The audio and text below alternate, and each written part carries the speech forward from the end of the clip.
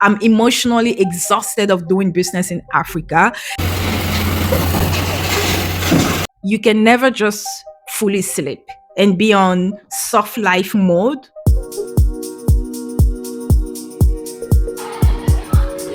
La fondatrice. Merci, madame la fondatrice. Merci beaucoup.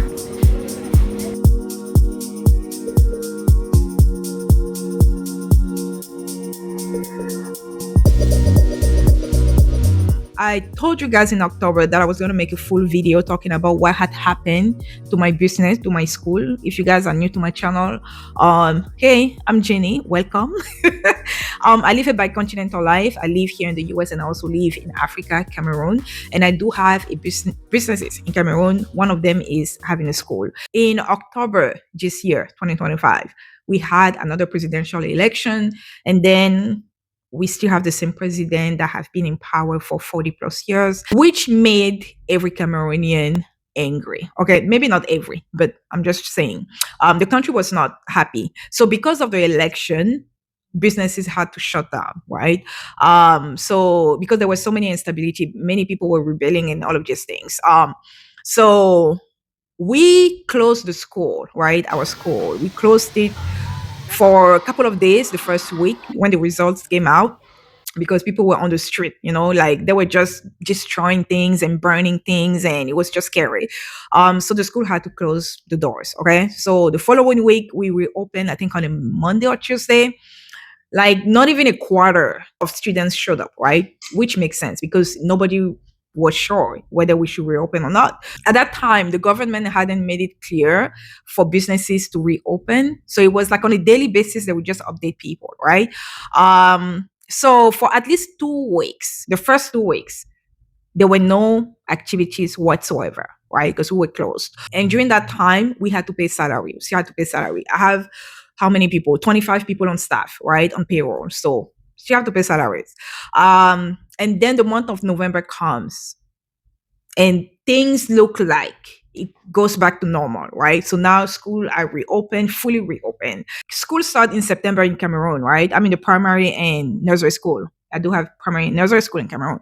So school start in September in Cameroon. And when school start, what's required is for parents to purchase, like textbooks and all of these things, and also pay enrollment fees, right? Enrollment fees is the first one that the parents have to take care of, which is due by the time the kid is entering the classroom.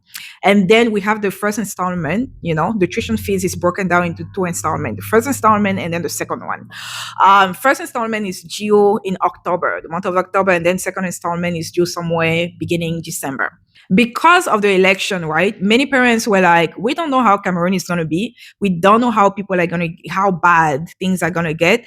And we're just not going to pay for first or second installment. We're just going to pay for enrollment fees, right? So up to the month of October, many of the parents, like the majority of them had only paid enrollment fees, which is, the election is happening. Cameroon is so unstable. People are burning things. They're breaking things. Parents during that time were like, "Oh no, we're not paying for nothing." In 2020, C happened, okay, and when that happened, many parents were angry at us because Cameroon was like, which is not just Cameroon, the whole world was like on shutdown, on lockdown, right? And parents were angry because they were like, we paid for the full year tuition fees. And our children are not even going to finish the school year because of C-19 that happened. So this year, 5 years, 5 years later, everybody knew, presidential election was coming up, and everybody was like, we don't know how Cameroon is going to behave. We're not going to pay for nothing, okay? So October comes, election happened, people are angry, and then November, like around like the second week of November, things started coming back to normal. Parents were still not paying, not even the first installment that is usually due in October. We pushed the date November, and parents were like, oh, we don't know if the school is going to be open for that long because of what happened. It can still happen. In the meantime, I have 24, 25, 25. I mean, one left. So I had 25 at the time, people on payroll, and we still need to pay salaries. You see what I mean? Like the teachers will show up during, that time, the teachers will show up to school, and you barely have like 10% of children showing up because of the instabilities. And because of that, I had to have meetings with my sister because I was like, next month, the month of, in order to pay them for the month of November, we don't know how we're going to do it if parents are not paying for school fees. And parents were like, we're not paying for school fees. Guys, I can't even tell you how many times we've held meetings. I was in the US, okay? I'm still in the US. Couldn't be in Cameroon. We had so many meetings with parents just to let them know you need to pay tuition fees if your child needs to be educated. Okay. Because parents were just like, oh, kids go to school, we're not going to pay, blah, blah, blah. So at some point, we needed to be stricter. So I was like, we closed the gate. Nobody, like, if you haven't paid the first installment that was due in October, that we pushed the date in November, if you don't pay that, no kids is going to be, having access to school. So we had to do it. We had to do, because usually we don't have to. I mean, I feel like every year you have to beg parents to a certain extent. In Cameroon, it's like they know they have bills, they know they have tuition fees to pay, but you still have literally to remind that on a daily basis. And sometimes it gets to the point where you have to kick the kids out of school because the parents are not paying for school fees. So this year was no different. It was just worse because nobody wanted to budge, right? At that time, I'm like, okay, we still have some money in the bank. We still have some money in the bank. We said we can still cover monthly expenses and salaries and taxes and send payers, like all of these administrative costs that a school is incurring every month. So I was like, okay, we still can manage for 1 or 2 months, but eventually parents need to start paying, you know? Like, I just felt like last year, I don't know if you guys, I mean, many of you watched that video where I was like, guys, let me tell you what happened at the beginning of this school year, something that I didn't share with you, blah, blah, blah. And I told you how people, I don't want to say who, if you guys can go back to the video, I can link it down below. And I told you about, my school almost shutting down because of just government officers, wanting me to pay for things that I don't have to pay, and how I struggled through the whole process, and how I got to the point where I was like, I had to pull my dad. I told you guys, I was like, I had to go to my dad's house and be like, we need to sit down. We need to talk. I need help. Like, I'm a boss babe. Okay. But I just felt so overwhelmed last year. And I felt like this year I was optimistic. Okay. I mean, I've been operating the school for 8 years. You would think I'll be used to it. But no, you can never tell how things will work out. I think if everyone could predict, entrepreneurship, everybody will become entrepreneurs, right? Or not become entrepreneurs. I think entrepreneurship is just so unpredictable. 1 year can be your best year ever. And then the following year, things just go south, okay? And there's nothing you can do about it. When it comes to political issues, there's nothing you can do about it, right? You can just hope for things to get better. And that's exactly what happened.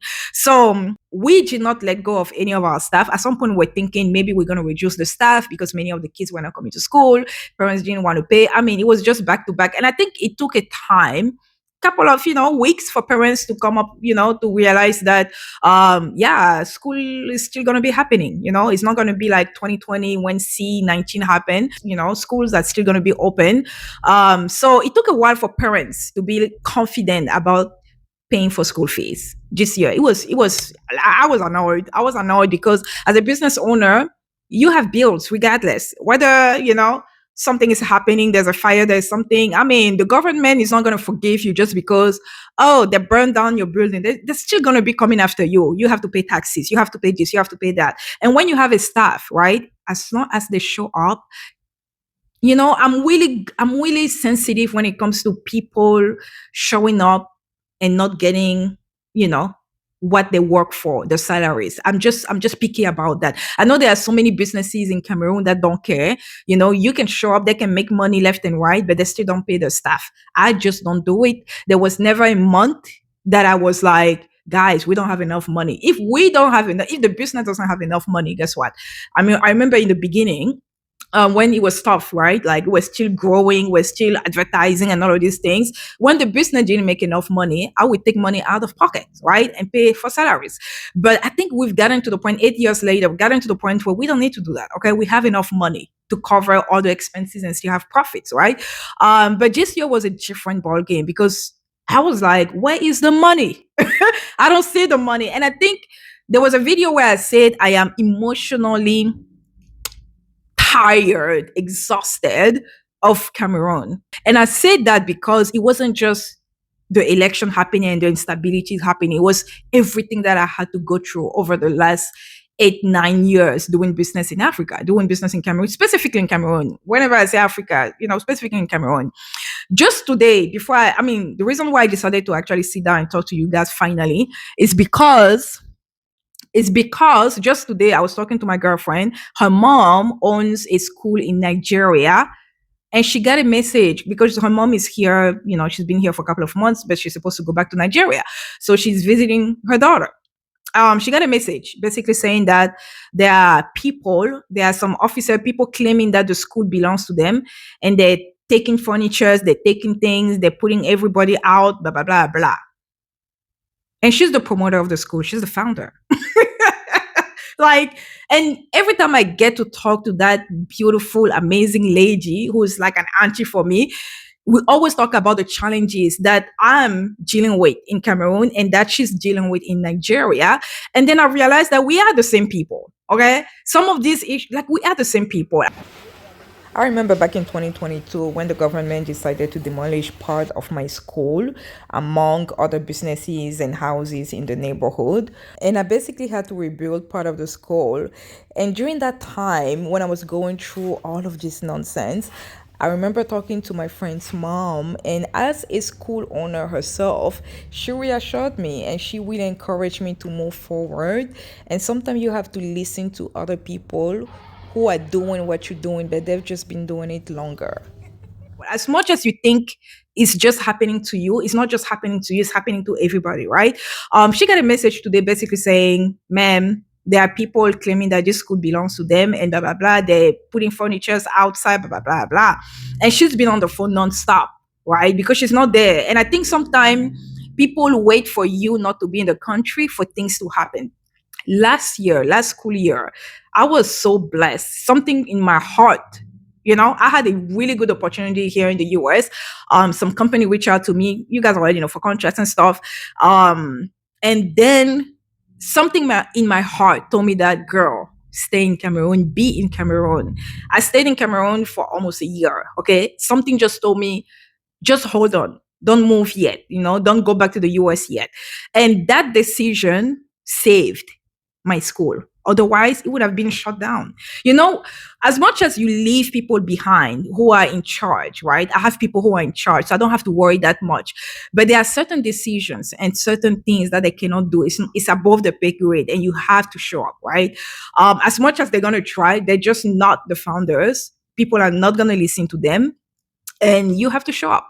So I'm just happy that this year is not one of these years. Of course, it started with the election, blah, blah, blah. And parents were not paying for school fees as much as we were begging them to pay for school fees. But eventually they came around and they started paying, because they were like, oh, the kids are missing out on, getting educated, whatever. So that's what happened. Right now, things are more stable. Of course, there are a lot of delays when it comes to tuition fees, but we are lowering the delay because, that thing happened, the election period and the instability and everything. So that's what I wanted to share. I know I promised you guys that I was going to share that story. I think you can never just fully sleep and relax and be on soft life mode when you have businesses in Africa. This is something that I've learned in the last 8+ years doing business in Africa, that you have to be there. And I know I've talked about it over and over again, but you do have to be there, guys. As much as people think, no, you don't have, I have a brother, I have my dad who's overseeing, I have my mom. It's never enough. You have to be there. I remember for my bridal boutique, at the time, I think I opened my bridal boutique in 2017, 2018. And I realized that when I was in Cameroon, I was making twice as much sales than when I was not. Just the fact that I was present, I was there, I was making more money in those few couple of months than when I was back in the US. You see what I mean? And that is one of the reasons why I always felt like things will work better if I move back home. And I did move back home, but for the last year or so, I've been living by continentally because, guys, I follow the money. So the money could have been in Dubai, not just the US. Could have been in Dubai. I would have moved to Dubai. I would have been in Italy. I would have been to France. So for now, I love how I have that bicontinental life. My brother is overseeing things there for me. As much as he has his own business, he's an engineer, civil engineer. He's busy, but at least he has that, high level.